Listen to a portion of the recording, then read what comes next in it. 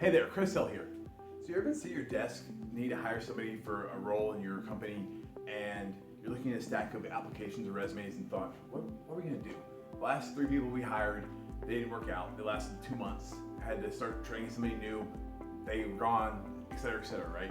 It's painful, it sucks. You're looking at these applications, these resumes, your eyes start bleeding, and you can't really figure out, well, what's the next step for us, right? How do we get the right people in the doors to make our company thrive?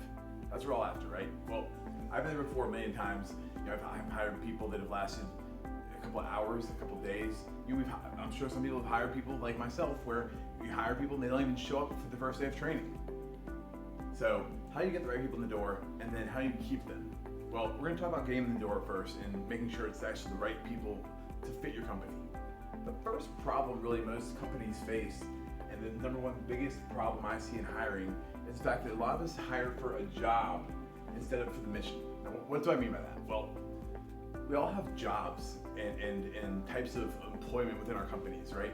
If you're a restaurant, you have a dishwasher, you have certain types of cooks, a sous chef, you have managers, you have servers, bartenders, everyone, right?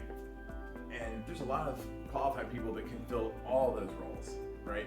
So hiring for that job obviously is important. We need to make sure we get somebody that can actually perform the duties that are required. But hiring for the mission means that, okay, this is what we represent, and we want to find somebody that is in line with that, right? So that way when they get to be a part of our company, they feel like they're a part of it, and they feel like they're actually doing some meaningful work. But then also they are gonna keep coming back because they feel like they are doing something that is more meaningful to them. So the first, really, I have some solutions here. The first solution really is, I'll just go ahead and pull these off now, is having a vision. Knowing exactly what we stand for as a company. So that means, sometimes that means, say you're a restaurant and you're a vegetarian restaurant, and you focus all your purveyors are local farms. Well, that's doing a couple things. First of all, you're representing a certain type of lifestyle. You're also, if you're purveying from all pretty much local farms, you're showing the local community that we appreciate and value and are going to support the local farmers. That's going to bring in a certain type of person versus if you're a hot dog stand down the way. But if you're a hot dog stand down the way that makes your own hot dogs in-house from scratch, you make your own sauerkraut and things like that, people are going to go to that hot dog stand above anywhere else because of the fact that you are unique, you're different, and you say, hey, this is what we stand for. That's going to bring in the right customers, but it's also bringing the right people to work for you. So having that clear vision of this is what we represent, this is what we want, and this is who we want to be a part of is the first kind of challenge. Okay, but all right, so we get past that first challenge. We have 30 applications to look at. How do we sift through those? What are the questions we need to ask to help us get there? Well, most of us ask questions in these interviews. We sit down at a table and have all these kind of canned questions of who's your favorite boss? What's your biggest strength? What's your biggest weakness? Get rid of that stuff. Obviously some of that's important, right? We need to make sure, again, that people can perform the job. But what's more important is, what was your biggest failure? And how did you deal with that? And how are you able to move forward? Or things like, what was the last great team environment you were a part of? And what did that mean to you? And what made it so unique and special? Asking questions like that, first of all, they develop conversation that's not very forced like a normal interview, where it's I ask a question, you answer, ask a question, you answer, but it's back and forth, and oh, well, that's really cool. And then the conversation shifts into a story, and then more stories, and is a lot more fluid versus the back and forth that you're used to in a normal interview.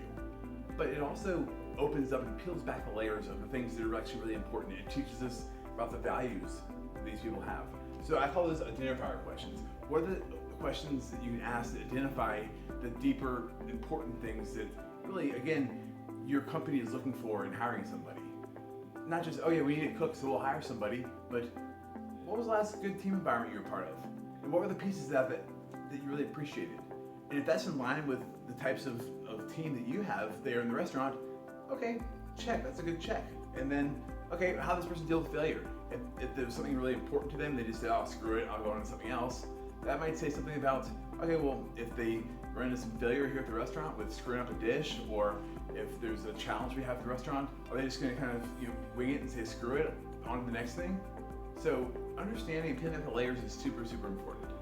And the final number 3 is asking questions about their career. A lot of us stand on this pedestal thinking, oh, well, we're doing this huge favor by hiring these people, we're giving them a job, a paycheck. But we have a responsibility to the people we hire as well to provide them a community and a environment that is healthy, that's conducive to the type of work that's going to make them most successful as well. So in these interview questions, things also important questions to ask are, well, so what are your career goals? Do you have any interest in opening your own business one day? How far out might that be? These questions also help you to identify how long somebody might be around. Maybe somebody's just looking for a summer job and they're looking for 20 hours a week. Or maybe you have a single mom who's just trying to work 3 lunch shifts and has to be home to take care of her kids after school. Knowing these types of questions helps to know what they're looking for, but also it avoids any sort of communication gap or unmet expectations down the road. So again, know your vision. What do we stand for? That brings the right people in. And then from there, asking the right questions. Questions that identify what people actually stand for and represent, their values. And then finally, figuring out what they're trying to get out of their career, and more importantly, working with you. And I would also, if you're looking for a job, flip that around. What do I want? What's my vision? And then what are the things, the questions, maybe I'm not even asked in the interview, but what are the things I can tell about myself that identify who I am? And then again, finally, I need to tell these people about what I want out of my career, because there's nothing worse than getting somewhere and then feeling stuck or feel like, oh, well, this isn't really what I wanted, so I'll go find something else.